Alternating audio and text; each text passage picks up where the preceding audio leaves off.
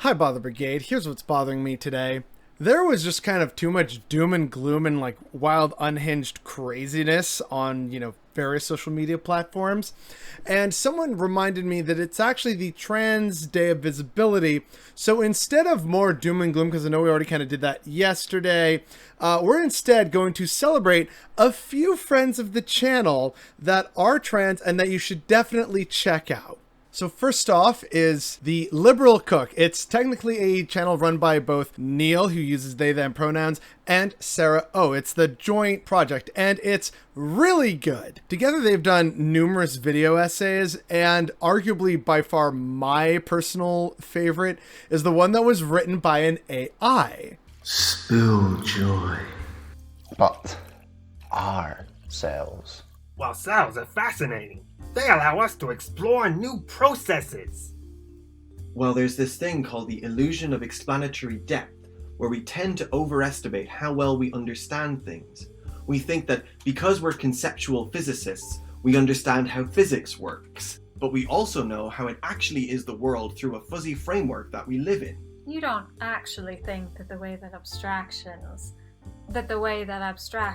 interact with reality is going to make things more realistic. I assume that they do. Well, they're not. Optimistic?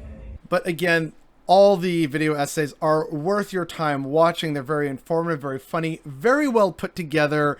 Please go support that channel and the people who make it.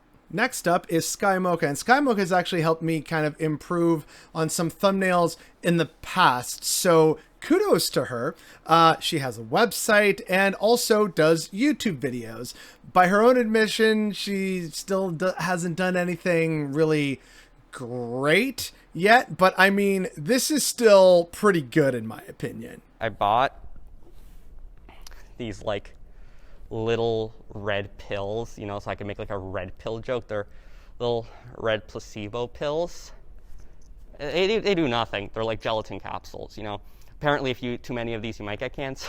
But yeah, I'm gonna go get red pilled. Give me a second. And then last but not least is Aranock. Aranock, like for a while, Aranock had way less subscribers than me, and I found that to be criminal because her video essays are amazing. Every single video essay of hers that I've seen, I've thoroughly enjoyed. It may not even be something that like I'm terribly interested in, like a certain indie game. It's like, oh, I'm probably not going to pick that up. But how it was all put together, it was still very entertaining and fun. It's like, you know what? This was a good use of my time relaxing. There's also incredibly good analysis, such as the magnum opus, I guess you could call it that, of hers, which is about the Matrix and how it's intrinsically trans.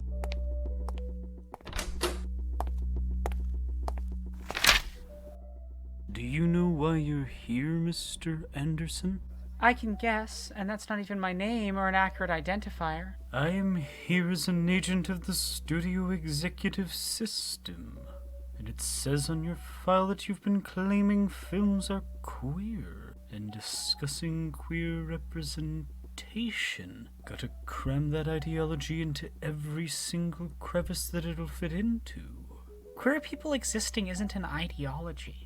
Aranock also streams on Twitch, so you can find her over there as well whenever she's streaming. I still don't know the full schedule. I'm very busy these days, but I've caught it a few times, and it's just like fun, casual, happy, safe space. Like it's good stuff. So you should go and follow and subscribe to these three people that I've mentioned here because they are all doing good stuff. They are good people. They're friends of the channel, and they make really good content, in my opinion. So I hope you've enjoyed, I'm hoping people have learned about their existence and are going to go subscribe to their channels right now and give comments for the algorithm and everything, because it's the Trans Day of Visibility, right? So instead of doing more doom and gloom and all that like terribleness, let's try and bring a little more joy and positivity, especially for marginalized people who continue to have to deal with terribleness basically every single day.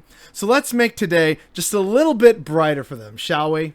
and I know there's plenty of other trans creators out there that I have not mentioned, whether they're like people I know on this platform or on a different platform, or just really big names, you know, who, like, without even saying a name, you know, probably a few that we're all thinking of.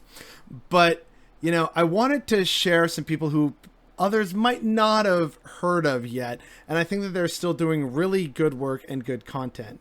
So it's not just about the big names, it's about uplifting others, right? Whether they're our friends, family, other fellow community members.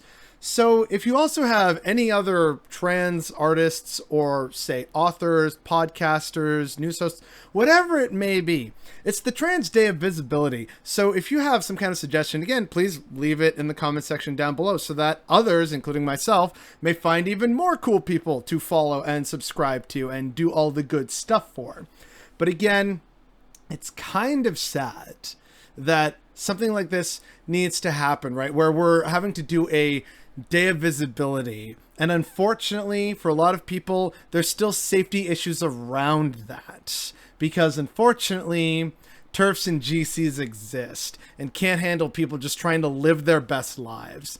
And so unfortunately, there's plenty of other people that I'd like to share, but they aren't publicly out yet, or they don't feel safe doing so because, like, yeah, we do have a few hate watchers on this channel, unfortunately.